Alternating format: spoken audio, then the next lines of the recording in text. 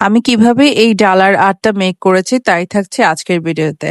Hello guys, আসসালামু আলাইকুম। আশা করি সবাই অনেক ভালো আছেন। সো নতুন ভিডিওতে আপনাদেরকে স্বাগতম। তো প্রথমে আমি ডালাটাকে হোয়াইট কালার দিয়ে আগে এটাকে পেইন্ট করে নিয়েছি। তারপরে ইয়েলো কালার করেছি। কোটিং করলে হোয়াইট কালার কোটিং করলে আপনার যে কোনো কালার খুব ব্রাইট হয়ে আসে। তো যার কারণে আমার ইয়েলো কালারটা তো ব্রাইট হয়েছে।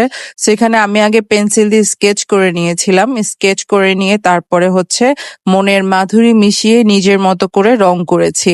আর এটা খুবই সহজ, আর আমার কাছে তো অনেক ইজি মনে হয়েছে।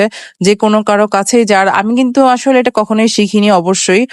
আর এটা আমি নিজের থেকেই মানে দেখে দেখে আঁকার যে প্র্যাকটিস ওটা আমার ছোটবেলা থেকেই। সো দেখে দেখে আমি এঁকে ফেলতে পারি। হুবাহু না হলেও সেটার 80% আমি কভার করতে পারি।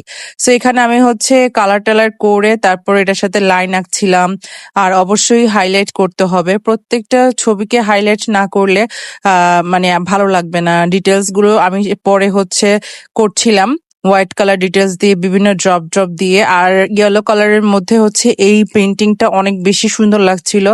মানে ব্রাইট কালারফুল, অনেক বেশি কালারফুল লাগছিল।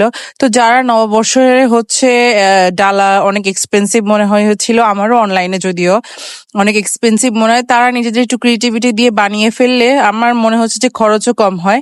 তো যাই হোক, আমি এই সুন্দর পেইন্টিংটা নিজের হাতেই করেছি আলহামদুলিল্লাহ। আর যেমনটা চেয়েছি তার কাছাকাছি হয়েছে। কাছাকাছি বলবো না, ভালোই হয়েছে বলবো, বিকজ আমি মনে করি এর থেকেও বেটার আমি করতে পারবো না। যাই হোক, ডালার এবার যে এক্সপেন্সিভ ছিল, আমার একটা ডালাই মানে অনলাইনে আলপনা আঁকা দেখেছি যে 1000 টাকার উপরে। তো এখানে আমার মাত্র দি হাইস্ট 200 টাকা খরচ হয়েছে। Thanks for watching.